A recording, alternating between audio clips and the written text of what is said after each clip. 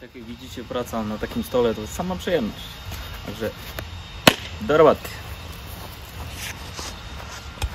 A tutaj sobie przygotowałem ramę, żeby zamocować zbiornik.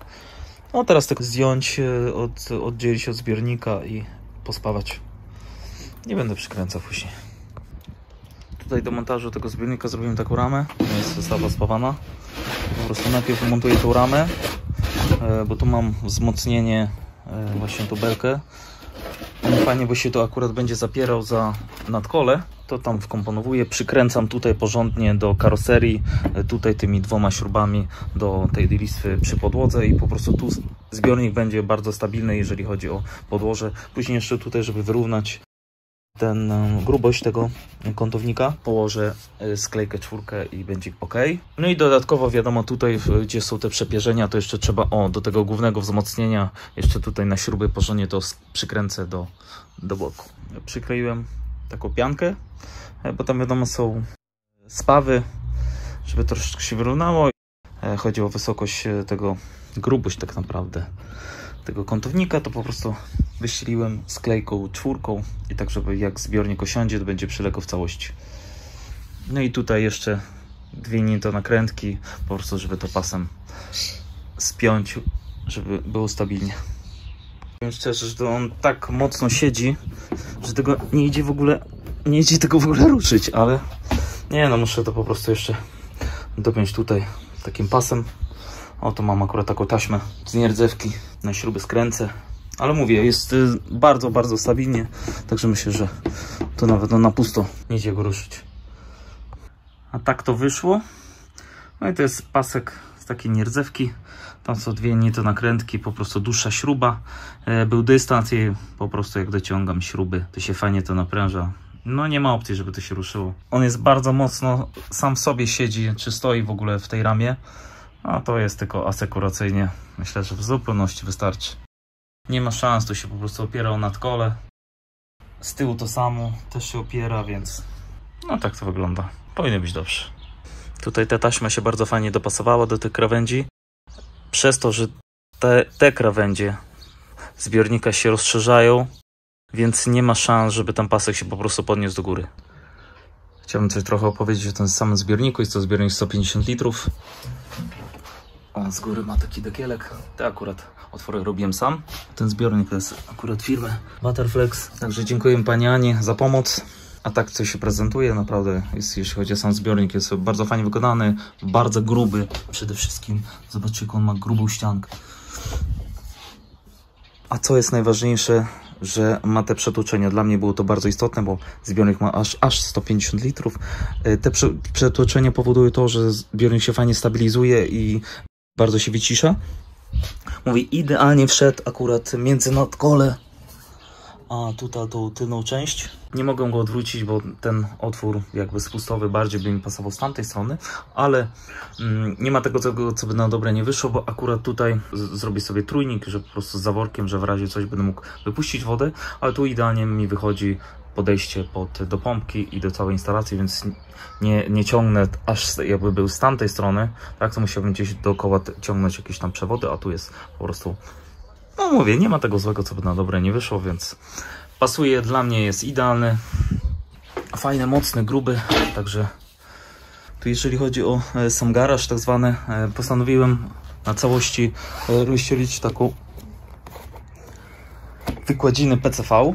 Montuję cały ten stelaż, bo powiem szczerze, trochę się obawiałem, że gdzieś tam może coś przecieknąć w razie awarii i wtedy, żeby nie wciekło gdzieś tam dalej do środka pod płytę, no bo byłby problem, to by się bardzo długo musiało suszyć, a nie chciałbym czegoś rozbierać, więc myślę awaryjnie, nie jest duży koszt i tak tutaj później przychodzą na to stelaże i na pewno będzie to w całości, także w razie jakby coś mi się wylało niechcąco, to będzie to fajnie zabezpieczone.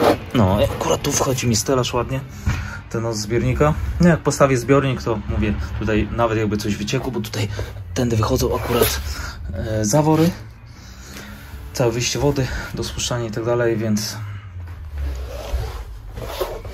myślę, nie jest duży koszt, a warto. A i tak to musiałbym później zrobić i tak, ale mówię, to fajnie później pójdą wszędzie stelaże, będzie wszystko w jednej płaszczyźnie zakryte, także działam dalej.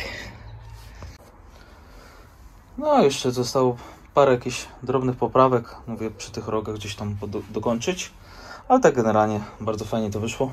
Mówię, w razie jak coś tam gdzieś podciekło, to zawsze zetrzemy i nie ma tematu.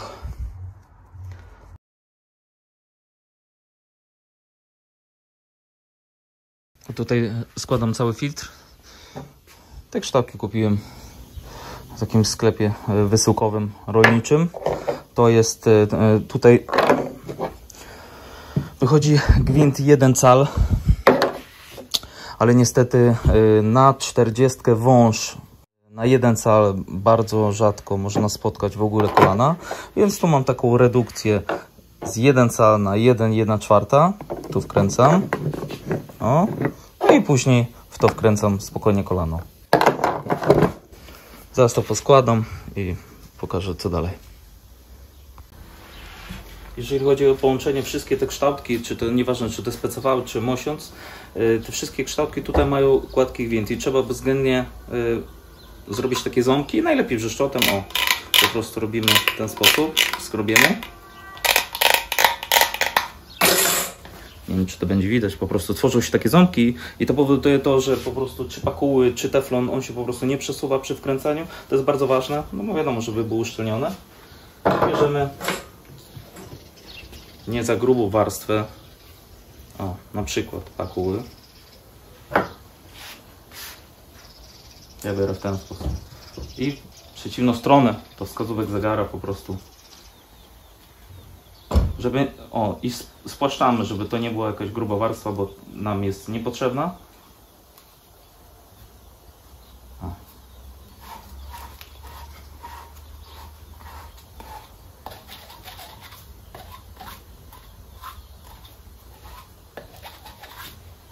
Dobra.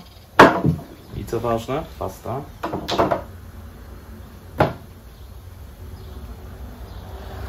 O, cała kształtka już zrobiona. Tu już mam kolejną.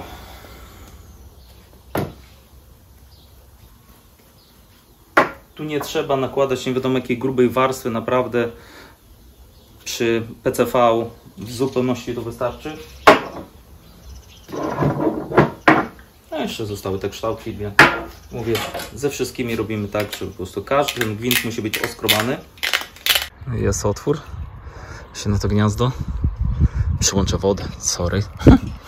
A sprawdzimy.